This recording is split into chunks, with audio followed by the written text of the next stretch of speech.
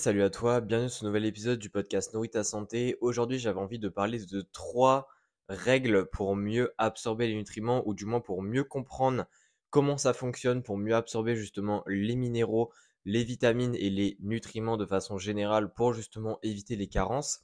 Ça se paraît, c'est intéressant d'en parler parce que effectivement, on parle souvent des sources les plus riches en tels nutriments, etc. Mais au final, on comprend pas qu'il y a plein d'autres facteurs à prendre en compte qui nous permettent justement de comprendre vraiment comment est-ce qu'on peut faire pour atteindre nos besoins en tels minéraux, telles vitamines, etc. Et donc là, je vais t'expliquer trois règles, un petit peu trois principes qui vont t'aider justement à mieux comprendre comment est-ce que tu peux développer une stratégie pour justement avoir suffisamment de ces nutriments. Alors déjà, si tu veux une stratégie par rapport à ta propre expérience personnelle, par rapport à ton propre profil et tes propres besoins, n'hésite pas à m'envoyer un message sur Instagram. Je prends toujours des personnes en accompagnement. Donc si ça t'intéresse, n'hésite pas à m'envoyer un message. Mais sinon, en tout cas, il y a trois règles à suivre. La première règle, c'est de comprendre comment, quelles sont les quatre méthodes en quelque sorte pour justement avoir suffisamment de nutriments dans ton alimentation. Effectivement, il y a quatre méthodes différentes. Il y a la première méthode qui est en mangeant une alimentation variée, c'est-à-dire en mangeant des aliments qui viennent de différents groupes alimentaires comme les fruits, les légumes, les produits laitiers, les viandes, les poissons, les noix, etc. Ça, c'est la première méthode pour obtenir justement les nutriments. La deuxième méthode, c'est via la biofortification. Alors la biofortification, c'est un terme anglais, je ne sais pas si ça se dit pareil en français, mais en fait, c'est le simple fait de modifier, du moins d'optimiser en fait l'ADN des différentes plantes, etc., des différentes plantations, pour que ces plantations-là puissent obtenir un maximum de nutriments. Donc, il y a aussi un aspect géographique évidemment, c'est-à-dire que selon où est-ce que pousse la plante dans tel pays, sur telle terre, etc.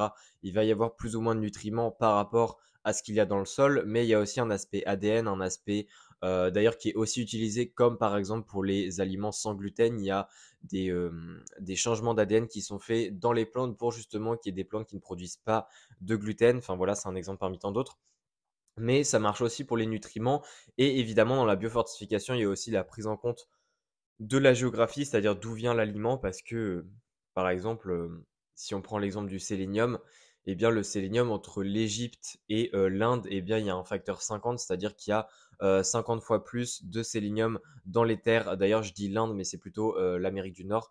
Il y a 50 fois plus de sélénium dans l'Amérique du Nord, dans des denrées comme le riz, etc., par rapport à si on le fait en Afrique. Alors évidemment, le riz, on a tendance à penser que c'est en Asie, mais c'est pour donner un exemple, on va dire, de multiplication pour un nutriment donné entre deux pays et ça fonctionne pareil pour tous les autres nutriments. Donc voilà, il y a cet aspect biofortification, c'est-à-dire en fait la quantité de nutriments qu'il y a certes dans un aliment, mais qui peut varier pour le même aliment selon la géographie et selon aussi, on va dire, l'espèce de cet aliment qui est cultivé. Ça, c'est, on va dire, un peu plus du domaine de la biofortification et c'est super important à comprendre. Troisième méthode pour obtenir suffisamment de nutriments et qui est importante à prendre en compte, c'est évidemment l'enrichissement des aliments par l'industrie. Alors ça, c'est aussi important parce que si on reprend l'exemple du sélénium, eh bien, il faut savoir que beaucoup d'aliments qui ont de base beaucoup de sélénium, mais qui sont cultivés justement dans des terres pauvres en sélénium, comme par exemple tout ce qui est Royaume-Uni et autres, eh bien, il n'y a pas le choix de mettre du sélénium, donc sous forme évidemment qui est bien absorbée. Et justement, en fait, enrichir l'aliment en sélénium permet justement d'éviter les carences en nutriments pour la population. Et d'ailleurs, c'est aussi le cas pour les céréales. Nous, en France, les céréales pour le petit déjeuner, il est pas rare de voir que c'est enrichi en certaines vitamines B, également en vitamine D parfois. C'est d'ailleurs aussi le cas pour les produits laitiers. Et cet enrichissement-là, justement, est aussi une méthode pour obtenir suffisamment de nutriments. Parce que si on compte seulement sur les nutriments qu'il y a naturellement dans l'aliment, eh bien, pour pas mal de nutriments, on serait plutôt, ça nous poserait pas mal de problèmes. Donc ça, c'est la troisième méthode. Et enfin, la quatrième méthode, c'est évidemment la supplémentation directe, c'est-à-dire le fait de directement te supplémenter en oméga 3, en magnésium, etc. Ça, c'est aussi une méthode pour avoir suffisamment de nutriments, mais ça reste, on va dire, la méthode de dernier recours.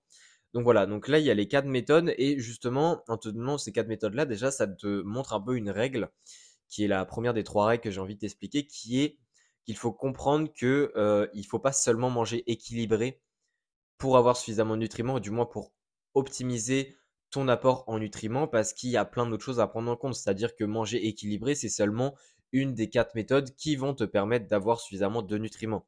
Il faut également prendre en compte la géographie, les espèces justement, de la plante qui sont utilisées pour justement la culture, pour donner l'aliment. Il faut également prendre en compte tout ce qui est enrichissement dans l'industrie, donc c'est-à-dire regarder sur le paquet si c'est pas marqué enrichi en telle vitamine, et cetera. Et enfin, il y a aussi le fait de, il faut pas hésiter parfois dans certaines situations, même si encore une fois, là, je conseille de ne pas aller vers la facilité en prenant cette méthode-là seulement, mais plutôt de demander conseil à un coach, et cetera, et à un nutritionniste, un médecin ou autre, à une personne compétente, de savoir si la supplémentation est nécessaire. Mais la supplémentation, dans certains cas, peut être effectivement une très bonne méthode. Évidemment, il faut prendre quand même la bonne forme du nutriment en question pour bien absorber et autres. Mais voilà, ça reste quand même une méthode qui est très intéressante. Donc ça, c'était la première règle. Et les deux autres règles, c'est assez simple en fait, c'est de comprendre déjà la deuxième règle, on va commencer par celle-ci, c'est de comprendre qu'il y a des facteurs qui ont un impact en fait sur l'absorption même du nutriment. C'est-à-dire que là, oui, la première règle, je t'ai expliqué que en termes de quantité ingérée, tu pouvais avoir beaucoup de nutriments si tu prends en compte ces 4 méthodes-là. Donc tu ingères beaucoup d'aliments, mais c'est pas parce que tu ingères beaucoup d'aliments que tu vas absorber beaucoup de ce nutriment. Enfin, c'est pas parce que tu ingères beaucoup de ce nutriment que tu vas absorber beaucoup de ce nutriment. Et du coup, il faut aussi garder en tête que chaque nutriment a un petit peu ces facteurs qui peuvent limiter son absorption. Et ça, c'est super important à comprendre. Et d'ailleurs, je ne vais pas ici expliquer pour tous les nutriments, ça serait extrêmement long. Mais si tu veux un petit peu plus d'informations sur le sujet, eh bien, j'ai fait plein d'épisodes sur chacun des nutriments, comme par exemple le fer, le sélénium, la vitamine A, la vitamine E, etc.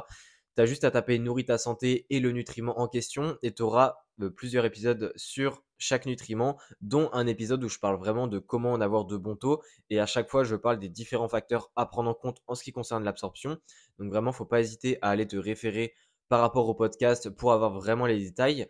Mais en tout cas, de manière globale, il faut effectivement prendre en compte cette règle parce que il faut savoir que il y a à la fois ce qu'on appelle des antinutriments qui vont avoir un impact sur certains nutriments comme le zinc, le calcium, le fer, en limitant leur absorption. Donc par exemple les phytates pour le zinc surtout, les tanins pour justement principalement le fer, les oxalates pour le calcium, etc. Tout ça, ça a un impact sur les nutriments et il faut garder en tête que ici, il existe aussi des méthodes pour justement diminuer ce taux d'antinutriments, comme par exemple la cuisson, la fermentation, etc., le trempage aussi. Voilà, ça c'est vraiment beaucoup de choses, mais j'en parle dans différents épisodes de podcast, donc je ne vais pas tout détailler ici. Mais globalement, il faut garder en tête que oui, il y a des antinutriments et il n'y a pas que ça, il y a aussi des interactions entre différents nutriments, comme par exemple le zinc et le fer, ce qui fait que s'il y a trop en quantité d'un nutriment par rapport à un autre, eh bien il y aura inhibition de l'absorption de lui qu'il y a en petite quantité. Et ça peut aussi mener à des carences. Donc voilà, il y a vraiment plein de facteurs qui font que les nutriments peuvent s'inhiber entre eux, qu'il y a différentes molécules qui peuvent aussi venir perturber cette absorption. Et ça, c'est vraiment la deuxième règle à comprendre. Enfin, pour terminer, la troisième règle, c'est une règle cette fois-ci qui est plutôt liée au fait qu'il y ait différents facteurs qui vont justement augmenter l'absorption des différents nutriments. Par exemple, dans l'épisode du fer, donc tu peux le retrouver sur le podcast, hein, tu marques Nourris ta santé fer. Dans l'épisode du fer où je parle de comment en avoir de bons taux, eh bien, j'explique qu'il y a différents facteurs qui peuvent augmenter l'absorption du fer. Par exemple, avoir de la vitamine C dans le même repas qu'une source riche en fer peut aider à justement augmenter cette absorption du fer, notamment si c'est du fer qui est non héminique, c'est-à-dire du fer végétal.